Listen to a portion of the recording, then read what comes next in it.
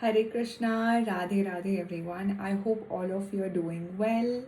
And जैसा कि कल हमने पढ़ा था about श्लोका number 26, आज we'll be discussing about shloka number 27 and 28. Last हमने ये डिस्कस किया था कि कैसे अर्जुन ने अपने सारे रिश्तेदारों को देखा, from his father, father-in-law, and his brothers and his friends. He saw everyone in the field, and he was in a state of, he was quite perplexed, I would say, and he was in a state of anxiety, to move ahead. And he was shocked to see that his own relatives were there to fight against him.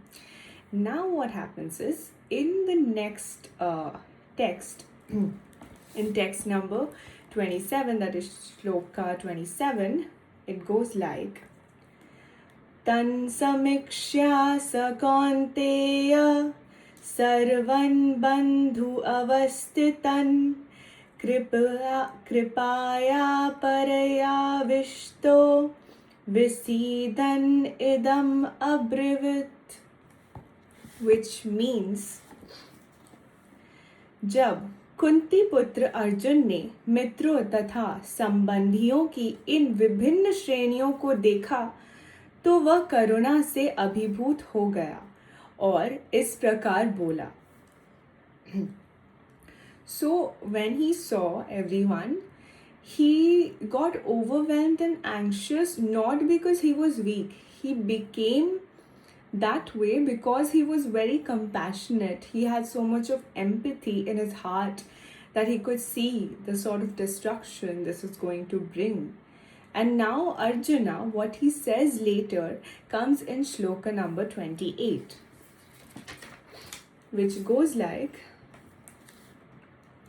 Arjuna uvacha drishtvaimam swajanam Krishna युयुत्सुं समुपस्थितं सिदन्ति मामगत्राणि मुखं च परिशुष्यति,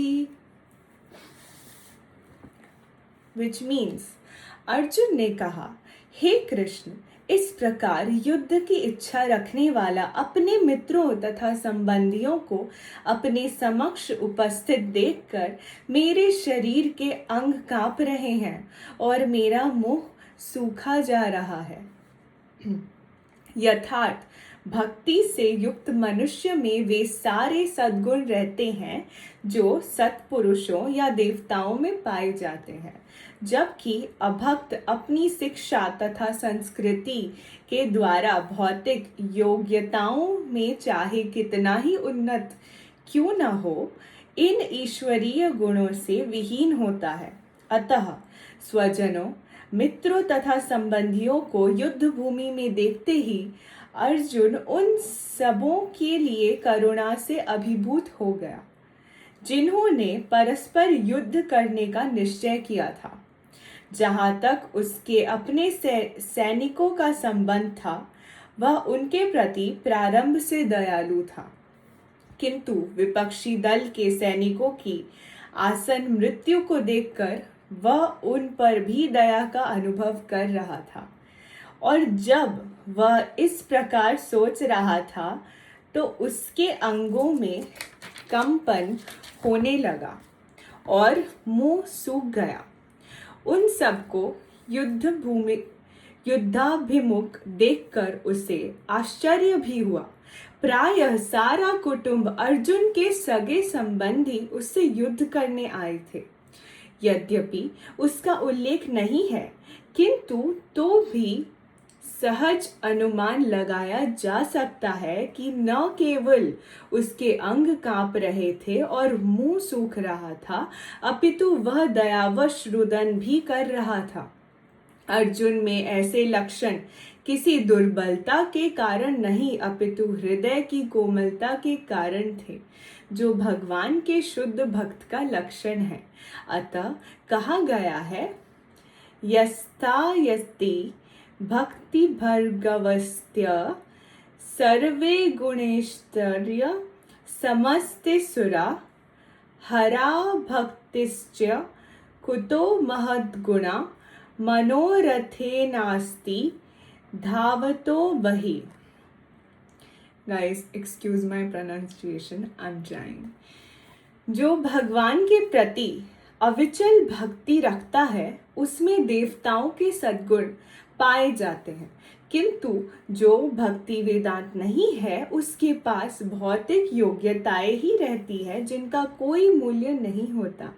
इसका कारण यह है कि वह मानसिक धरातल पर मंडराता रहता है और ज्वलंत माया के द्वारा अवश्य ही आकृष्ट होता है.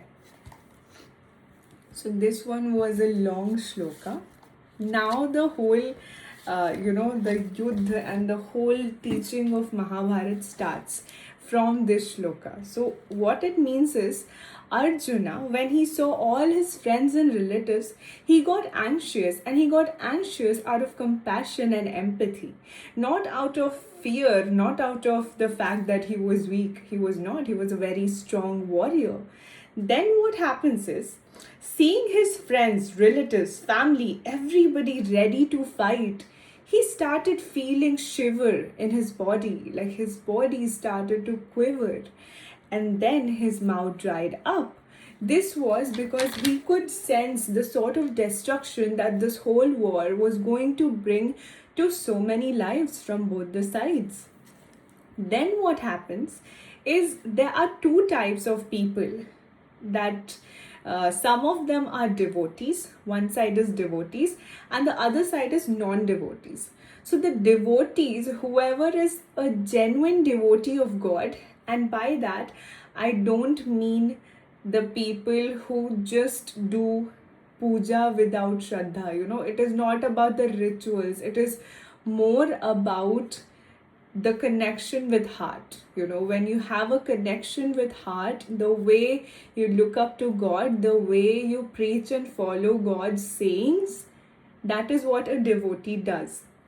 So a devotee develops certain godly qualities, and these godly qualities are more like the people, like godly people or like demigods. And then what happens, similarly, Arjuna, being a devotee, had extreme kindness and compassion for each soul, who was present in that Kurukshetra war field. That is why he felt overwhelmed.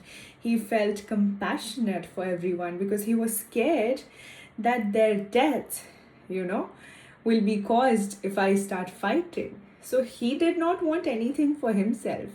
He was not selfish for his own purpose, unlike Duryodhana, which comes under non-devotees. And non-devotees, maybe they have a lot of material wealth and success, which is of less value as compared to what the devotees have, and they also lack godly qualities. For example, they will have more of lust, they will have more of greed, they will have more of illusion, they will have more of ego, they'll have more of violence, anything that is opposite of godly qualities.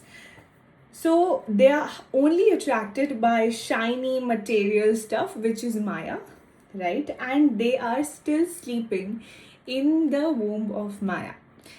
Then what happens is, Arjuna, because he was in shock and in pain at the same time, his heart also started to palpitate, okay?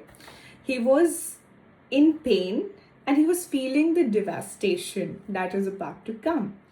Now the devotee of the Lord, as it is said, is soft-hearted. So he was a person of deep devotion, Arjuna.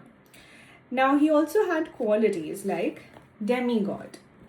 This is what is mentioned in Shloka number 28. So from this, what do we learn? We learn that God looks at our behavior, our character, the heart that we hold, how we treat people, what we think when no one's looking, how we speak to others, and also, what intention we hold. So at the end of the day, a devotee, someone who worships God, will always be very positive. They hardly speak negative about anybody. And it can so happen that they can give, constructive criticisms, but it does not come from any bad or ill intention. It comes from a good intention of helping. So they can choose truth, and at the same time, they're extremely kind and compassionate. So, this is what we learned today, that why compassion and empathy is one of the most beautiful traits that makes a human being at the first place. So we are done with today's lesson, and I hope you guys are enjoying it, at the same time learning in an easy manner, in a fun way. If you are gaining from this, please go ahead, like, share, and subscribe to my YouTube channel. It would really mean a lot to me. And yes, tomorrow I'll be back with Shloka number 29, and we will see how this goes ahead, because now it's going to get more and more interesting.